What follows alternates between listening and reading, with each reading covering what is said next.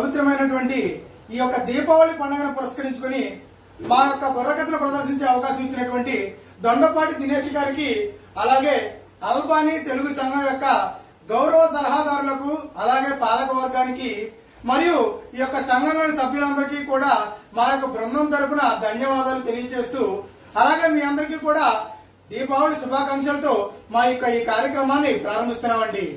వినాయక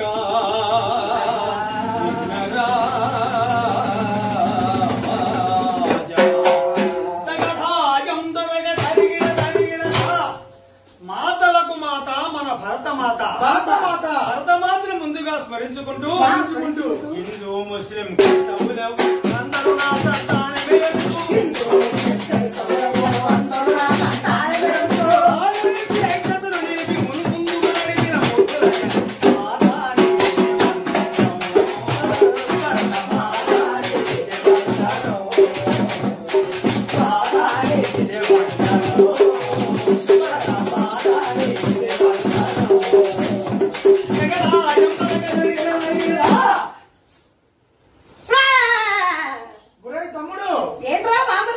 ఇప్పటి వరకు బాగానే ఉన్నావు, చక్కగా పాట కూడా పాడావు, మరి సడన్ గా ఎందుకు భయపడ్డావు? నేను అసలు భయపడలేదు ఇక్కడ. ఇప్పుడు భయపడ్డావు కదా? నేను భయపడలేదురా. నాదేమో అసలు భయపడే మోసుకున్నావా ఏంటి నువ్వు అసలు? ఏంటి నీది ఒక వంశానికి చరిత్ర కూడా ఉందంట. చరిత్ర ఏంటి ఆ చరిత్ర చెప్పు. మా మోసూరు మా తాత ముత్తాతల పేరు చెబితే దిశలు తెల్లారిపోతాయి. నీ వంశంలో తాత ముత్తాతల పేరు చెప్తే దిశలు తెల్లారిపోతాయి. మనవడు నీ పేరు చెబితే చల్లారిపోతాయి. అసలు ఎందుకు భయపడ్డావురా? నువ్వు వచ్చావు, నన్ను తెచ్చాను. నా ఎదురుకుంటా షూటింగ్ ఏంటి? నా మొహం కోటింగ్ ఏంటి? చక్కగా డప్పు ఏంటి? నా సఖికి డప్పు ఏంటి? మనకి అసలు ఇక్కడికి ఎందుకు వచ్చావు? నాకు ఒక్క ముక్క అర్థమది ఉట్టురా. ఇక్కడ ఏం జరుగుతుంది నాకు అసలు తెలియాలి. అంటే ఇప్పుడు ఇక్కడికి ఎందుకు వచ్చావు నీకు తెలియదు అంటావు. ఈనాడు పవిత్రమైనటువంటి దీపావళి పండుగను పురస్కరించుకొని మరి యొక్క అల్బానీ తెలుగు సంఘం వారి ఆధ్వర్యంలో చక్కని బుర్ర కథని చెప్పడానికి వచ్చాను. బుర్రకథ చెప్తావట్రా? బుర్ర చెప్తావరా?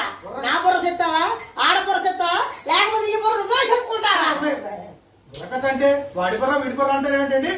అసలు బుర్రకథ అంటే అర్థం ఏమిట్రా? ఆ బుర్రను ఎవరు చెప్పేదే బుర్రకథ. బుర్ర లేని వాడు చెప్పేది బుర్రకథ కాదు నాయన. మన బుర్రలో ఉన్న గుప్పుడి బదులుకి పదులు పెట్టించి ఆలోచింప చేసి మన తెలుగు రాష్ట్రాల్లో ఉన్నటువంటి అన్ని ప్రదర్శనలకి తలమానికమైనది బుర్రకథ. అటువంటి బుర్రకథను మనం చెప్పడానికి వచ్చాను. అందరూ వింటానికి వచ్చారంట. వినాలంటే ఏం వినాలండి? వినాలండి. సినిమా రికార్డులు అంటున్నావు. ఈనాడు మరి మన యొక్క ఈ కార్యక్రమాన్ని ఎందరో పెద్దలు చూస్తున్నారు. ఎందుకంటే ఈనాడు అల్బానీ తెలుగు సంఘం అంటే మామూలు సంఘం కాదండి. తెలుగు ప్రజల సంక్షేమమే ప్రధాన ధ్యేయంగా అహర్నిశలు వాళ్ళ కోసమే పనిచేస్తూ ఈనాడు వాళ్ళందరికీ కూడా అన్ని సంక్షేమ పథకాలు అందాలనే ఉద్దేశంతో, అంతేకాకుండా ఈ యొక్క కరోనా సంక్షేమ సమయంలో కూడా ఎందరో పోలీసులకు కానీ మరియు వృద్ధులకు, వికలాంగులకు, మరి ఆరోగ్య సిబ్బందికి అందరికీ కూడా మాస్కులను అందజేస్తూ వాళ్ళందరికీ కూడా ఎన్నో సేవా కార్యక్రమాలు చేసినటువంటి సంస్థ మన యొక్క అల్బానీ తెలుగు సంఘం వారి సంస్థ. ఈ యొక్క కరోనా సంక్షేమంలో సమయంలో కూడా తెలంగాణ సంస్కృతికి తలమానికమైనటువంటి ఈ యొక్క బతుకమ్మ పండుగని, దసరా మహోత్సవాన్ని కూడా చక్కగా ఆన్లైన్ లో ఏర్పాటు చేసి 2000 మందికి పైగా చూశారంటే ఇది మామూలు విషయం కాదు. కాబట్టి ఇటువంటి సంఘంలో మేధావులు ఉన్నారు, విద్యావంతులు ఉన్నారు, డాక్టర్లు ఉన్నారు, మరి ఎంతో మంది ఉన్నారు. కాబట్టి వీరందరూ చూస్తున్నారు. కాబట్టి వీరందరి కోసం మంచి చక్కని యొక్క మంచి గీతాన్ని పాడయ్యా. మంచి పాట పాడతాను. మంచి పాట. మన్మథ రాజా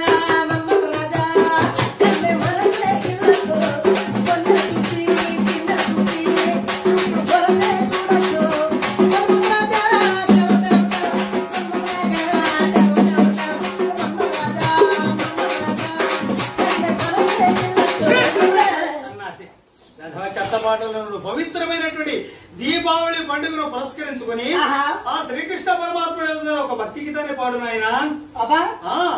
గోవింద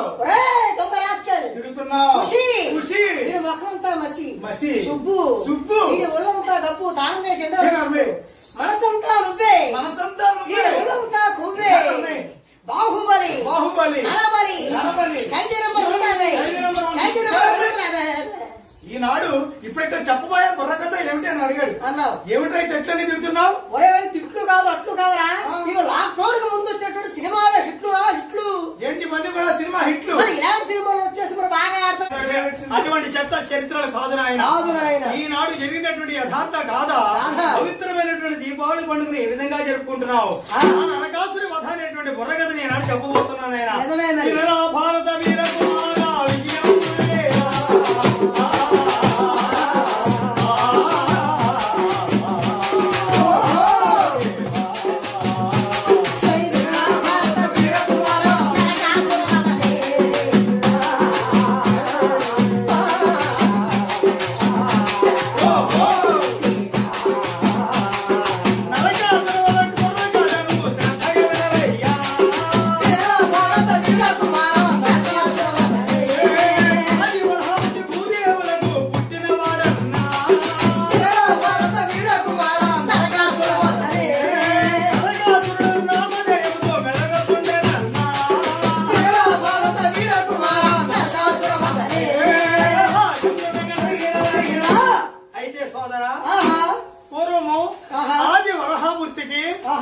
భూదేవికి కలిగినటువంటి కుమారుడే ఈ నరకాసురుడనే రాక్షసుడు.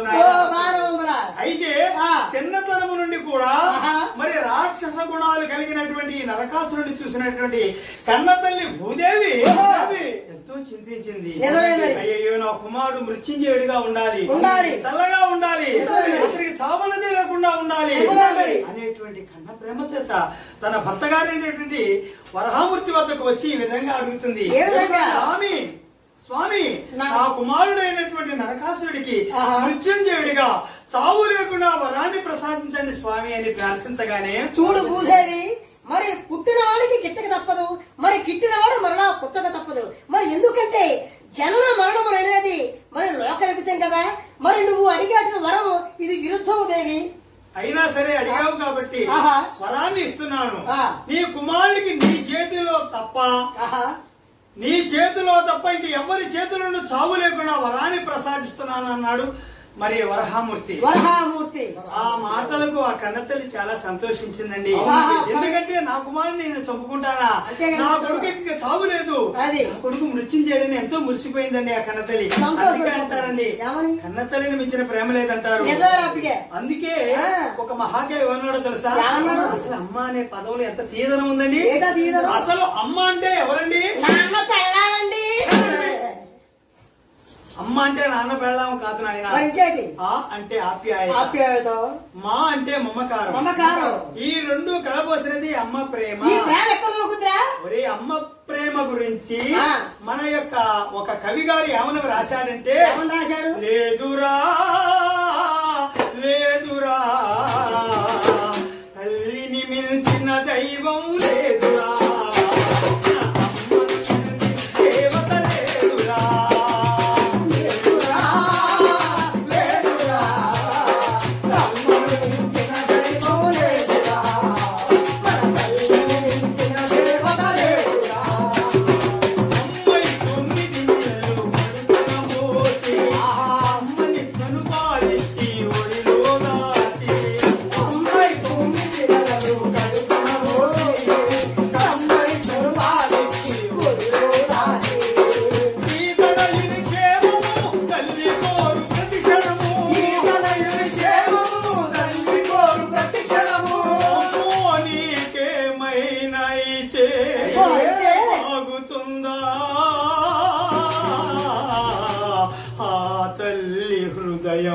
అందుకే లేదురా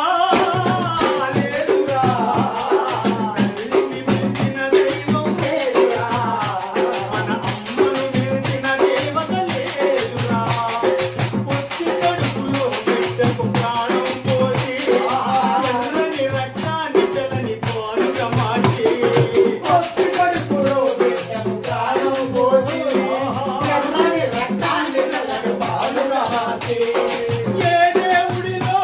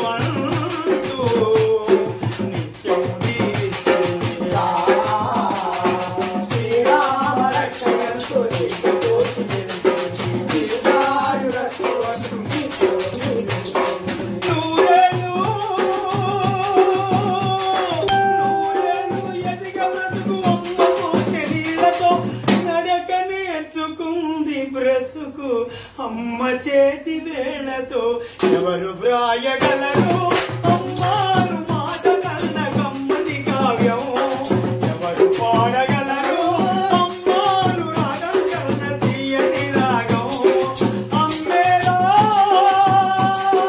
అమ్మేరా తొలి పలుకులు నేర్చుకున్న భాషకు అమ్మేరా ఆది స్వరం తాళం అను పాటకి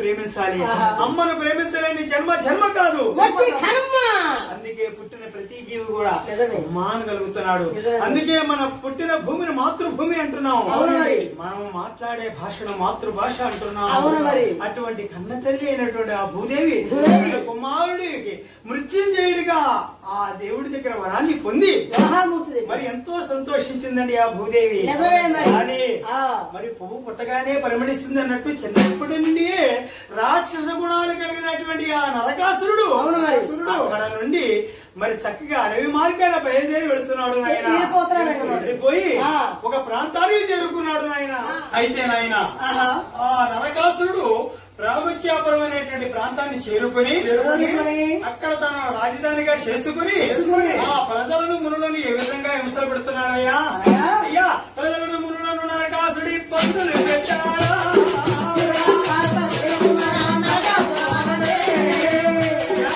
రోజు రోజుకి నరకాసురుని హింసలు ఎక్కువాయే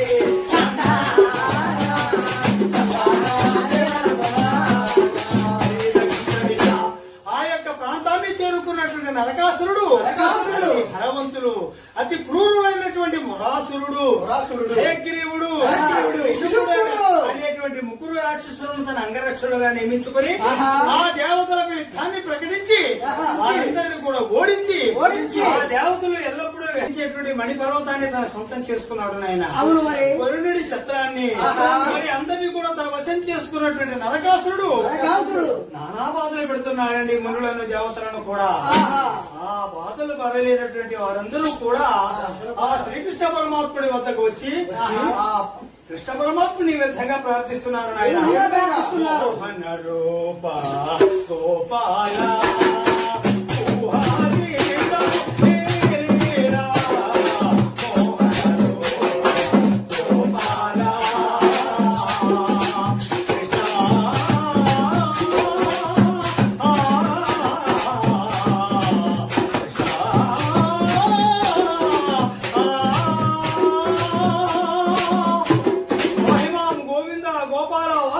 రక్షించండి అంటూ ఆ శ్రీకృష్ణ పరమాత్ముడికి ఆ నరకాసురుడి బాధలన్నీ కూడా చెప్పుకున్నాడు ఇక ఆలోచించాడు శ్రీకృష్ణ పరమాత్ముడు లేదని గ్రహించి ఆ నరకాసురుడిపై యుద్ధాన్ని ప్రకటించి యుద్ధానికి సిద్ధమయ్యాడండి శ్రీకృష్ణ తాను కూడా యుద్ధానికి మీతో పాటు వస్తానండి అనగానే ఆ మాటలో ఉన్నటువంటి శ్రీకృష్ణ పరమాత్ముడు చిరునవ్వు నవ్వి సరే సత్యభామ అని ఇక సత్యభామతో యుద్ధానికి వెళుతున్నాడండి శ్రీకృష్ణ పరమాత్ముడు ధనుర్బాణములు తీసి కృష్ణుడు ధరించి నిలిచాడా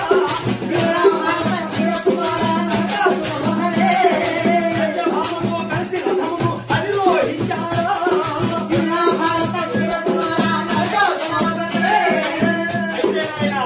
ఎప్పుడైతే యుద్ధభూమిలోకి అడుగు పెట్టాడో ఆ నరకాసురుడి అనుచరుడైనటువంటి ఆ మొరాసుడు హయగ్రీవుడు ఆగు ఆగుమాని మొరాసుడు అడ్డగించాడు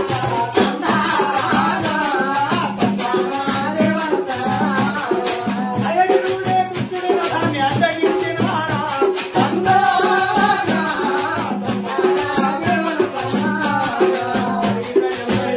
ఒక్కసారిగా వారిని చూసినటువంటి శ్రీకృష్ణ పరమాత్ముడు అడుగు హయగ్రీవుని హతం ఆచారా హయగ్రీవుని హతం ఆచారా మట్టు పెట్టారా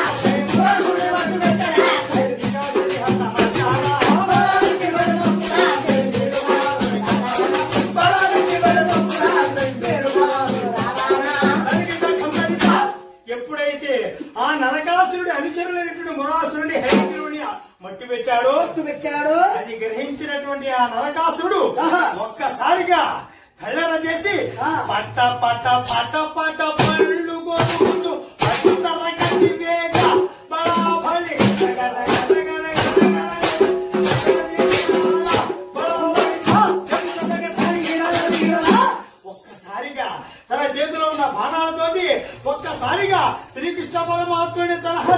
అదిగో మూర్చెల్ల చేసిన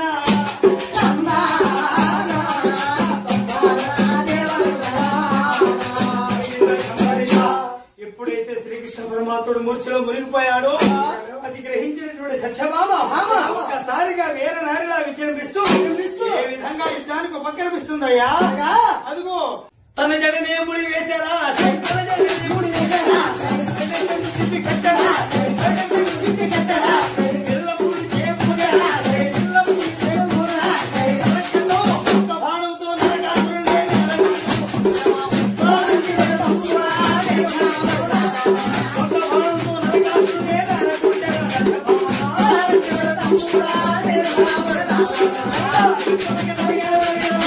అమ్మా అంటూ నరకాసురుడే నేల కూలినారా,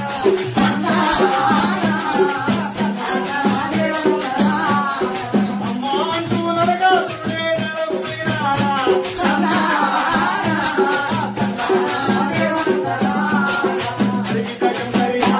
అయితే నాయన ఆ యొక్క భూదేవి తల్లికి మరి సత్యభామగా అవతారం ఎత్తినప్పటికీ తనకి పూర్వజన్మ శృతి లేకపోవడం చేత ఆ నరకాసురుడు ఎప్పుడైతే వధించిందో అది గ్రహించినటువంటి నరకాసురుడు నా తల్లి చేతిలోనే నేను మరణిస్తున్నానంటూ అమ్మ అంటూ ఒక్కసారిగా ప్రాణాలు విడిచిపెట్టాడు నరకాసురుడు.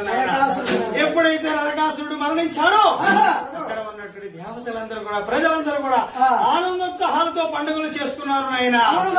ఆ పండుగే ఈ దీపావళి పండుగ నాయన. ఆనాటి నుండి ఈనాటి వరకు కూడా కులమత భేదాలు లేకుండా చిన్న పెద్ద తేడా లేకుండా అందరూ కూడా ఆనందోత్సాహాలతో చేసుకునే పండుగే ఈ దీపావళి పండుగ. చెడుని జయించి మంచి ఉద్భవించిన రోజే ఈ దీపావళి పండుగ. ముఖ్యంగా మహిళామతలు ఆడవారు ఆ యొక్క లక్ష్మీదేవిని పూజించుకునే పండుగే ఈ దీపావళి పండుగ. ప్రతి ఒక్కరు కూడా దీపాలు వెలిగించి ఆ లక్ష్మీదేవిని చక్కగా పూజించి నిండు ముత్తైదులందరూ కూడా చల్లగా ఉండాలని ఆ తల్లి దీవెనలు పొందుతూ ఉంటారు నాయన. మహిళలు అంటే సామాన్యులు కాదండి. అందుకే ఒక మహాత్ముడు ఏమన్నాడంటే కార్యేషు దాసే కరణేషు మంత్రే పూజేషు మాతా శయనేషు రల్బా అపురూపమైనదమ్మ ఆడజన్మ ఆడజన్మకు పరిపూర్ణత ఇల్లాలమ్మ మగవారు సగవారు తనదిగా జీవితం అంకితం చేయగా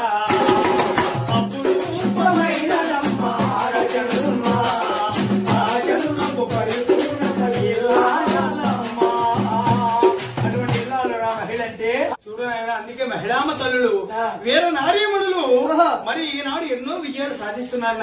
మహిళలంటే సామాన్యులు కాదు. ఈనాడు మహిళలు డాక్టర్లుగా, యాక్టర్లుగా, కండక్టర్లుగా, డైరెక్టర్లుగా ఈనాడు అన్ని రంగాల్లో ఆడవారంతా ముందుకెళ్తున్నారా. అందుకే మా మగవాళ్ళంతా ముందుకెళ్తున్నారా. మందు మాట్లాడుతుంటే ముందు పళ్ళు రాలిపోతాయి. ఈ విధంగా ఆ నారీమణి సాధించిన విజయమే ఈ దీపావళి పండుగ నాయన. ఇటువంటి పండుగను మరి నారీమణులందరూ కూడా ఆ లక్ష్మీదేవిని పూజిస్తూ దీపాలు వెలిగిస్తూ మరి ఎంతో చల్లగా సుఖ సంతోషాలతో అందరూ ఉండాలని మరి ఆ భగవంతుని ప్రార్థిస్తున్నాం. మరి అవకాశాన్ని కల్పించినటువంటి అందరికీ కూడా మా బుర్రకథ బృందం తరఫున హృదయపూర్వక ధన్యవాదాలు తెలియజేసుకుంటూ ఓ ఈ వచ్చినమయ్యలారా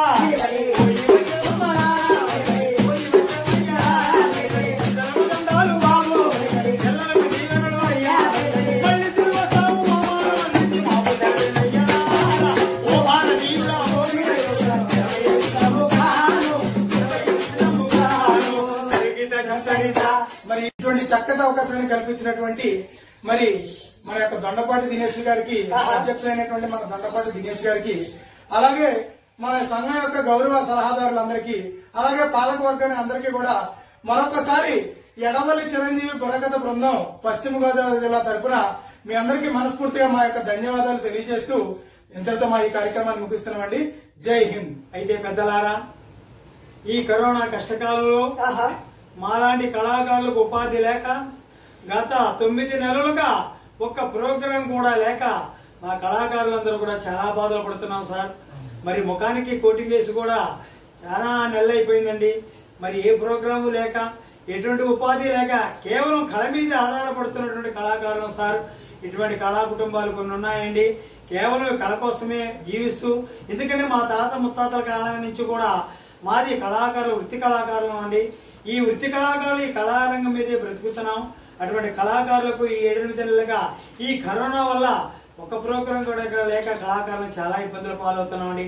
అటువంటి మాలాంటి పేద కళాకారులు ఆదుకుని మరి ఏదైనా సహాయం చేయాలని మిమ్మల్ని చేతులు జోడించి ప్రార్థిస్తున్నామండి. మాలాంటి పేద కళాకారులకు మరి మీకు తోచిన సహాయం అందించాలని మిమ్మల్ని కోరి ప్రార్థిస్తూ మీ వద్ద నుండి సెలవు తీసుకుంటున్నాం సార్.